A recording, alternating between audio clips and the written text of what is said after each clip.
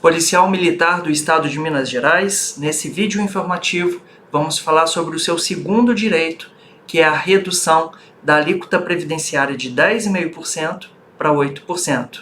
Preste bastante atenção nesse vídeo para você entender como funciona esse processo judicial, que é extremamente vantajoso para você.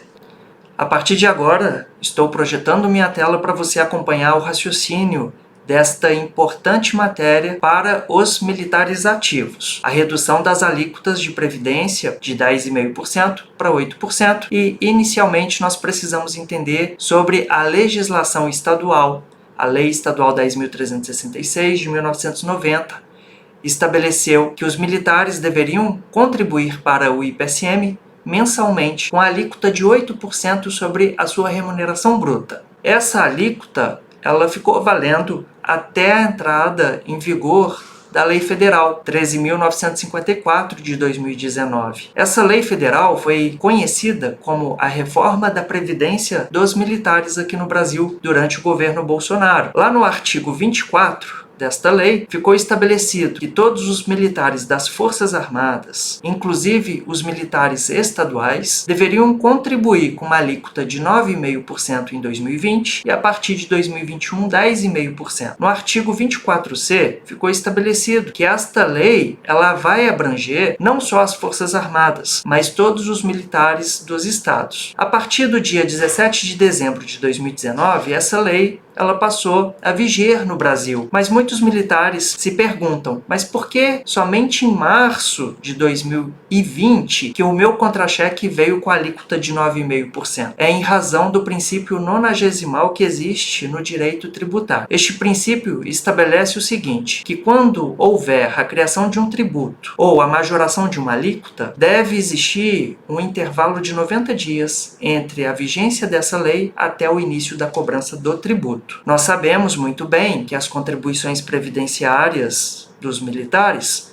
trata-se de um tributo, portanto, um imposto. Desta forma, é necessário respeitar esse prazo de 90 dias. Por isso, os militares somente começaram a contribuir a maior, de 8% para 9,5%, em março de 2020. Apenas no seu contra-cheque de março de 2020 que você vai observar essa majoração das contribuições. Ocorre que essa lei federal 13.954 de 2019 violou a Constituição Federal. Por quê? Lá no artigo 22 da Constituição fala que a União Federal pode legislar apenas sobre normas gerais e não sobre alíquotas de contribuição previdenciária. Essa matéria sobre alíquotas de contribuição previdenciária cabe aos governadores dos estados e não ao presidente da República. Por isso, o STF julgou essa matéria envolvendo os militares inativos, lá no tema 1177. Nesse tema importantíssimo, ficou decidido que a União Federal não pode legislar sobre militares inativos e pensionistas no que se refere às alíquotas. Observe que nesse tema, o STF não falou sobre os militares ativos, mas o raciocínio é o mesmo. Então nós precisamos ter cuidado e não pedir nesses processos liminares para parar de pagar 10,5% já no início do processo. Não, a gente não pode fazer isso com os militares ativos, apenas com os inativos. Por quê? Porque o STF já decidiu sobre isso apenas sobre os inativos. Se você é policial militar ativo, você pode entrar com o processo, mas não peça liminar. E se amanhã o STF, numa remota hipótese, julgar desfavoravelmente aos militares ativos, você terá que restituir o IPSM tudo que você deixou de pagar esses anos todos em que o processo ficou tramitando. Então, por uma questão de segurança jurídica, eu não aconselho os militares ativos pedirem liminar em seus processos. Você tem um risco de ter que devolver ao IPSM a redução se perder o processo. Então é aquilo, você entrou com o processo, pediu o juiz uma liminar, sendo ativo. O juiz confunde lá na hora o tema 1177 e acha que você é inativo. Ele te dá a liminar. Lá na frente descobre-se que você é policial ativo, que não teria direito à redução de 10,5% para 8%, o que eu acho muito difícil de acontecer, mas existe o risco. Então você seria obrigado a restituir ao IPSM tudo que você deixou de contribuir durante a tramitação processual. Isso aconteceu no tema 160. Muitos militares, entre os anos de 2003 a 2015, entraram com vários pedidos pedidos de liminar na justiça pedindo para pagar menos do que 8%. Os juízes concederam essas liminares. Ocorre que o STF julgou desfavorável aos militares e muitos respondem processo de execução do IPSM. Para que isso não se repita aqui, eu aconselho os militares ativos não pedirem liminar.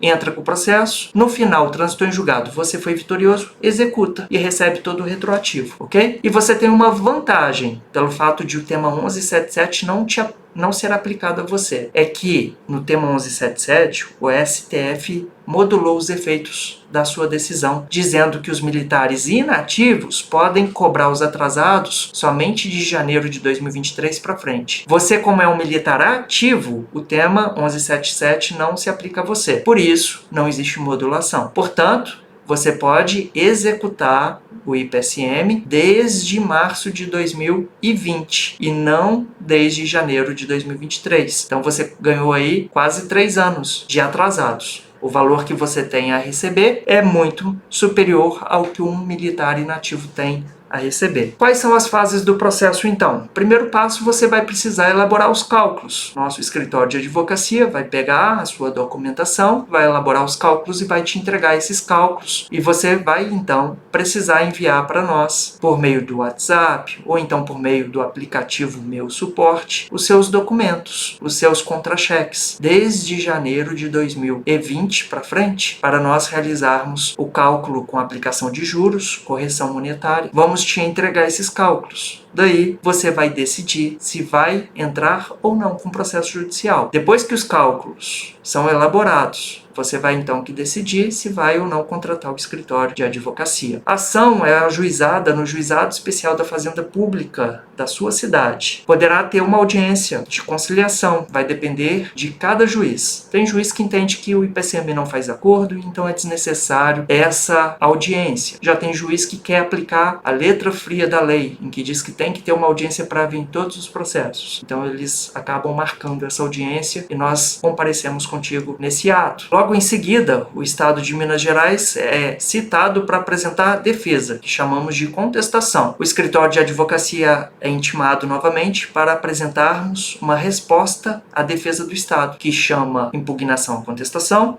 ou réplica. Na sequência, o juiz abre a fase de provas. Quais as provas queremos produzir? Como se trata de uma questão apenas documental, não é necessário audiência para ouvir testemunha. As partes então vão pedir o processo ser julgado no estado que se encontra. A gente vai pedir ao juiz julgamento antecipado da lide. O juiz vai proferir sentença. Essa sentença ou vai ser procedente ou improcedente. Se for procedente, ganhamos o processo. O Estado de Minas Gerais pode recorrer para a turma recursal.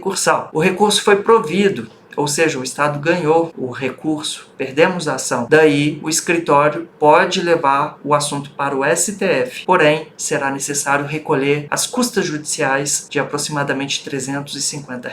Recurso improvido, o Estado recorreu e perdeu de novo. Perdeu na primeira e na segunda instância. E aí? O Estado pode também recorrer para o STF. Se a ação foi improcedente na primeira instância, nós podemos recorrer para a turma recursal. Porém, se o militar não tiver justiça gratuita concedida no processo, terá que recolher as custas recursais de aproximadamente R$ 700, que pode ser inclusive parcelado. O recurso foi provido, ganhamos o recurso na segunda instância. E aí? O Estado de Minas pode recorrer para o STF. Recurso improvido, então nós perdemos o recurso. O escritório pode também recorrer para o STF, porém tem que recolher as custas recursais de aproximadamente R$ 350.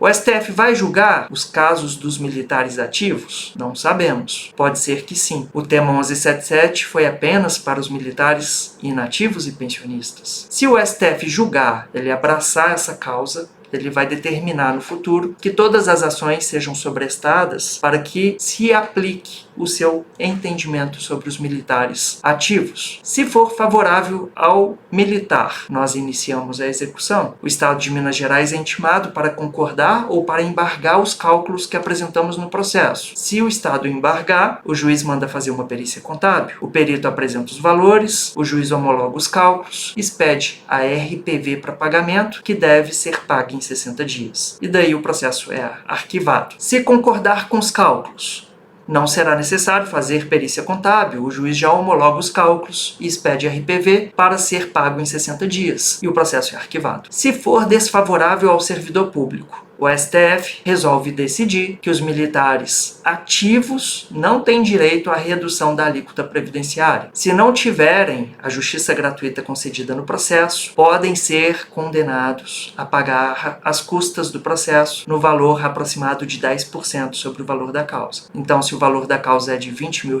o militar pode, no final da ação, ter que pagar aproximadamente R$2 mil de custas processuais. E o processo é arquivado. O militar que não desejar correr o risco de ter que pagar as custas do processo, ele jamais poderá recorrer para a segunda instância, porque é na segunda instância que existe a condenação das custas processuais. A primeira instância, o processo corre gratuitamente. Se o militar ganhar ou perder, não precisa pagar nada. Mas se ele perder a ação na primeira instância, ele, mesmo sabendo que tem grandes chances de reverter essa decisão na segunda instância, mas se ele não quiser ser condenado em custas processuais, correr esse risco, ele não deve recorrer, deve se contentar com a decisão de primeira instância, que foi improcedente, o processo é arquivado e ele não ganha. Mas a maioria dos clientes do escritório vem se demonstrando corajosos. Em alguns casos, onde há perda da ação na primeira instância, a grande maioria quer levar esse caso adiante, tendo em vista a alta probabilidade de êxito nessa ação nas últimas consequências. Se tiver justiça gratuita concedida no processo, o processo é arquivado, não tem que pagar nenhum valor de custas processuais. Quais são os outros direitos que os policiais militares da ativa possuem? Você tem o direito ao auxílio refeição, no valor de R$ 75